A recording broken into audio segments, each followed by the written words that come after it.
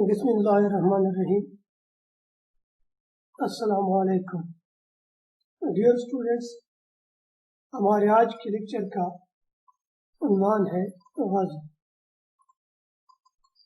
غزل چونکہ اہم ترین صنف شاعری ہے، اس لیے اس کا بیان قدر تفصیل سے کیا جاتا ہے۔ غزل فارسی زبان کے لفظ غزال سے نکلا ہے، جس کے معنی ہرن کے ہیں۔ ہرن کو جب کبھی شکار یا گرفتار کیا جاتا ہے تو وہ نہ صرف شدید رد عمل کا اظہار کرتا ہے، بلکہ اس کے حلق سے بڑی خوفناک اور درد بھری آواز نکلتی ہے۔ اسی درد کی نسبت سے زمانہ قدیم میں چونکہ یہ صنف شاعر کے ذاتی دکھ، ہجر و فراق، زمانی و زمینی مصائب کے لیے مخصوص تھی، اس لیے اسے غزل کا نام دیا گیا۔ اردو ادب میں غزل سیادت کی کرسی پر متمکن ہے۔ ہر عہد کے اہم شاعر نے اس صنف میں تبازمائی کی۔ اردو شاعری کی گرامایہ اثاثے میں غزلوں کی تعداد نظموں سے زیادہ ہے، اور معیار کے اعتبار سے بھی ان کا پلہ بھاری ہے۔ ڈیئر اسٹوڈینٹس، اصطلاح میں غزل سے مراد عورتوں سے باتیں کرنا یا عورتوں کی باتیں کرنا۔ ابتدا میں یہ صنف محض عشق و محبت اور شاعر کی باطنی کیفیات کے بیان تک محدود تھی۔ رفتہ رفتہ اس کے دائرہ کار میں وسعت آتی چلی گئی، اور اس نے دنیا جہان کے مسائل و موضوعات کو اپنے دامن میں سمیٹ لیا۔ بقول فیض احمد فیض، دنیا نے تیری یاد سے بیگانہ کر دیا، تجھ سے بھی دل فریب ہیں غم روزگار کے، اور بھی دکھ ہے زمانے میں محبت کے سوا، راحتیں اور بھی ہیں وصل کی راحت کے سوا۔ پروین شاکر کی غزل کی چند اشعار: عشق نے سیکھ لی ہے وقت کی تقسیم کی اب، وہ مجھے یاد تو آتا ہے مگر کام کے بعد۔ غزل اردو ادب میں یا اردو شاعری میں ایک ایسا مقام اور مرتبہ رکھتی ہے جس طرح کہ انسان کے وجود میں دل، اسی طرح اردو ادب میں غزل کا مقام و مرتبہ ہے۔ ہمارے ایک دوست موصوف جو کہ خود بھی شاعر ہیں، ایک دفعہ ان سے اس حوالے سے بات ہو رہی تھی تو ہم نے یہ سوال اٹھایا کہ شعر و شاعری یا غزل کی تعریف ایک شاعر کی نگاہ میں کیا ہو۔ دوست موصوف نے بڑا خوبصورت جواب دیا کہ جس طرح لکڑیاں جلتی ہیں، آگ کے شعلے بلند ہوتے ہیں، اور جب یہ لکڑیاں جل کر راکھ ہو جائیں تو اس سے دھواں اٹھنے لگتا ہے، اسی طرح جب کسی انسان کے جذبات مجروح ہوتے ہیں تو ان سے اٹھنے والے دھوئیں کو شاعری کا نام دیا جاتا ہے۔ لیکن اگر یہی لکڑیاں ایک باضابطہ ایک انگیٹھی میں جلائی جائے اور دھوئیں کے اخراج کے لیے ایک خاص چمنی بنائی جائے جس سے دھواں ادھر ادھر پھیلنے کے بجائے ایک خاص ترتیب کے ساتھ نکلے۔ اسی طرح غزل کی صورتحال بھی ہے کہ اگر یہ مجروح جذبات ایک خوبصورت آہنگ کے ساتھ، ترنم اور موسیقیت کے ساتھ الفاظ کی صورت اختیار کر لے تو اس کو غزل کا نام آپ دے سکتے ہیں۔ غزل کی لغوی معنی اور اصطلاحی معنی کہ ہم نے ڈیئر اسٹوڈنٹس بات کی۔ غزل ابتدا میں جس طرح ہم نے پہلے بات کی کہ یہ محض عشق و محبت اور شاعر کی باطنی کیفیات کے بیان تک محدود تھی، رفتہ رفتہ اس کے دائرہ کار میں وسعت آتی چلی گئی اور اس نے دنیا جہان کے موضوعات کو اپنے دامن میں سمیٹ لیا۔ اصطلاح میں اس سے مراد حسن، عشق اور محبت کے خیالات کا فطری اظہار ہے۔ جس طرح خواتین سے گفتگو کرتے ہوئے ہمیں شیریں زبان، نرم اور شائستہ لہجہ اور دھیما انداز اختیار کرنا پڑتا ہے، اسی طرح غزل کہتے وقت بھی ہمیں انہی باتوں کا خیال رکھنا پڑتا ہے، یعنی کہ غزل کی جو زبان ہے وہ نہایت شیریں، نرم اور شستہ ہونی چاہیے اور اس کا انداز دھیما ہونا چاہیے۔ ابتدا میں غزل عشق مجازی اور عشق حقیقی کے مضامین تک محدود رہی ہے۔ عشق مجازی، ڈیئر اسٹوڈنٹس، عشق مجازی کی وضاحت کرتے چلیں کہ فانی چیزوں سے محبت کا جذبہ عشق مجازی کہلاتا ہے، جبکہ عشق حقیقی حق باری تعالیٰ سے جذبات محبت کا نام حقیقی عشق ہے۔ لیکن رفتہ رفتہ غزل کا دامن وسیع تر ہوتا چلا گیا اور اس میں دوسرے موضوعات داخل ہونا شروع ہوئے، یعنی کہ شعراء کرام نے عشق مجازی اور عشق حقیقی سے نکل کر زندگی کے دوسرے موضوعات کو غزل کا حصہ بنایا، جن میں تصوف، سیاسیات، اخلاقیات اور مناظر فطرت شامل ہیں۔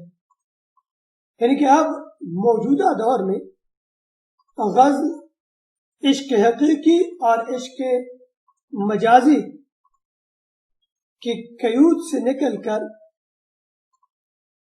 وسعت اختیار کر گئی ہے۔ موجودہ دور میں اس صنف شاعری میں شعراء کرام زندگی کے ہر پہلو کو موضوع بحث بناتے ہیں، ہر پہلو کے حوالے سے اپنے جذبات اور احساسات کا اظہار غزل کے اندر کرتے ہیں۔ غزل کا موضوع خواہ کچھ بھی ہو، تغزل اور حسن بیان غزل کی روح ہے۔ غزل کا مزاج حسین، سبک، رواں اور دلکش الفاظ و تراکیب کے علاوہ کسی اور طرز ادا کا متحمل نہیں ہو سکتا۔ جو بھی موضوع آپ اس میں بیان کریں اس کے لیے بنیادی لوازمات یا بنیادی شرائط میں تغزل اور حسن بیان شامل ہیں۔ چونکہ غزل کی خوبصورتی اور اس کا تاثر اس کی شیریں زبان، نرم اور شستہ لہجہ کے اندر چھپا ہوا ہے، اس لیے ہر موضوع کو بیان کرتے ہوئے شعراء کرام ان چیزوں کا دامن ہاتھ سے جانے نہیں دیتے۔ غزل میں اظہار گفتگو کی وضاحت ممکن نہیں ہوتی اور ساری بات کو اشاروں اور کنایوں کی مدد سے غزل کے ایک شعر میں اس طرح سمونا پڑتا ہے کہ ہر شخص اپنی بات سمجھے۔ غزل اشاروں اور کنایوں کی زبان ہے۔ اس میں تفصیل یا وضاحت کی چندہ ضرورت نہیں ہوتی، بلکہ شاعر جس موضوع کو بھی ذریعہ بحث بناتا ہے، موضوع بحث بناتا ہے، اس کے حوالے سے اشاروں اور کنایوں میں بات کی جاتی ہے۔ جیسے غزل کا ایک مصرع ہے، میں نے یہ جانا کہ گویا یہ بھی میرے دل میں ہے۔ غزل کے پہلے شعر کو، جس میں دونوں مصرے ہم قافیہ ہوتے ہیں، مطلع کہتے ہیں۔ اگر دوسرے شعر کے دونوں مصرے بھی ہم قافیہ ہو تو اسے حسن مطلع کہا جاتا ہے۔ آخری شعر کو بھی، جس میں شاعر اپنا تخلص استعمال کرتا ہے، مقطع کہتے ہیں۔ غزل میں عام طور پر 5 اشعار شامل ہوتے ہیں، یعنی کہ کم از کم اشعار کی تعداد غزل کے اندر 5 رکھی گئی ہے، جبکہ زیادہ سے زیادہ اشعار کی کوئی قید نہیں۔ 5 اشعار کی یہ قید اس لیے رکھی گئی ہے کہ غزل کے 3 بنیادی حصے ہیں: مطلع، بیت اور مقطع۔ کوئی بھی شاعر اپنی غزل کے اندر یکے بعد دیگر 3 مطلع استعمال کر سکتا ہے: مطلع اول، مطلع دو، مطلع سوم۔ دوم اور سوم کو حسن مطلع کہا جائے گا۔ تیسرے مطلع کے بعد شاعر کو اس ترتیب، اس ردم کو توڑنا پڑے گا جس کے ساتھ وہ چلا آ رہا ہے، یعنی کہ چوتھے شعر میں دونوں مصرے جو پہلے 3 اشعار میں ہم قافیہ چلے آ رہے تھے، اس ترتیب کو اس نے توڑنا ہوگا۔ چوتھے شعر کا پہلا مصرع جو آئے گا وہ اس ترتیب کو توڑ ڈالے گا۔ یہ چوتھا شعر جو ہے یہ غزل کا بیت کہلائے گا، اور 5واں شعر جس میں شاعر اپنا تخلص استعمال کرتا ہے، مقطع کہلائے گا۔ مقطع کے لیے شرائط 2 ہیں۔ پہلی شرط کہ یہ غزل کا آخری شعر ہے۔ دوسری شرط کہ اس میں شاعر اپنا تخلص استعمال کرے۔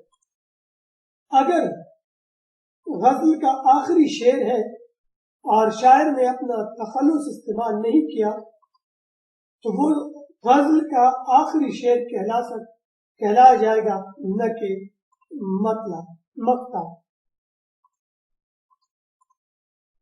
غزل میں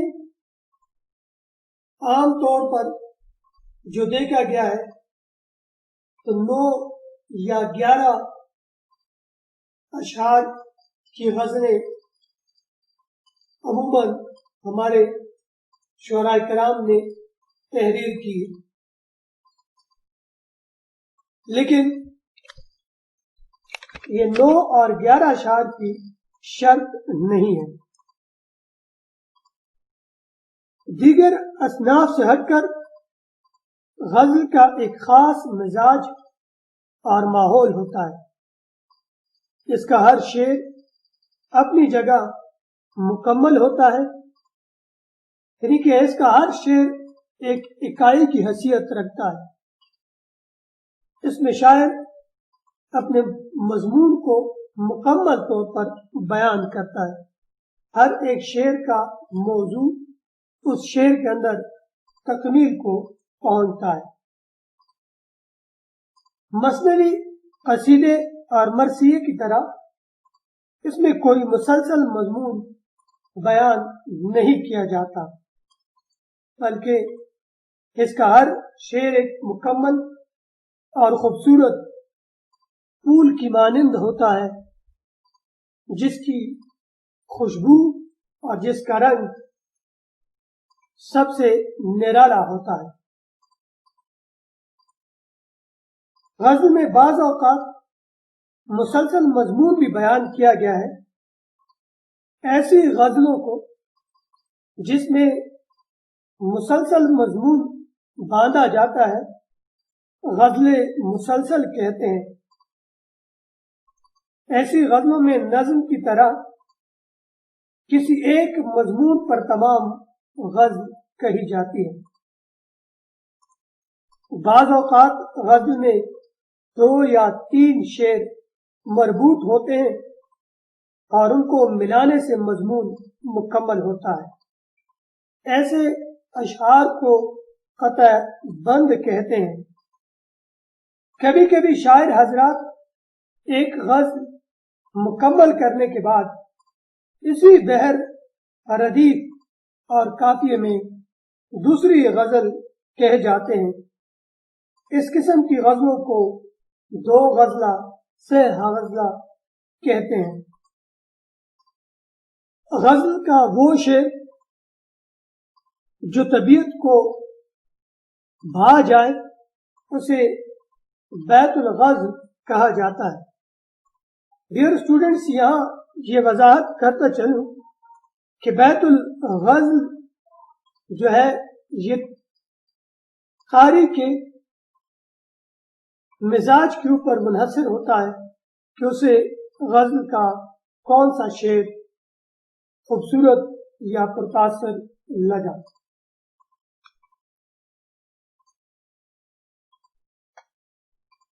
غزل ایک ایسا صنف ہے، شاعری کا ایک ایسا طرز بیان ہے کہ جس کا مقام و مرتبہ اصناف ادب میں سب سے بلند اور سب سے مضبوط ہے۔ غزل کی تاریخ، اس کی ابتدا، یہ اپنے لیے ایک الگ موضوع، ایک الگ بحث ہے، ایک الگ لیکچر ہے۔ یہاں صرف اتنا بتاتا چلوں کہ غزل اپنے مخصوص مزاج اور لوازمات سمیت فارسی سے اردو میں آئی۔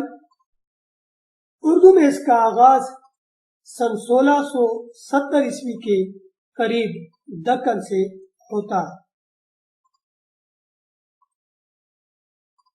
انشاءاللہ اگلے لیکچر میں ہم غزل کی مختصر تاریخ کے حوالے سے بات کریں گے۔ تب تک کے لیے اجازت چاہتا ہوں۔ اپنا خیال رکھیے گا، خوش رہیے اور خوش رہنے دیجیے۔ والسلام، اللہ حافظ۔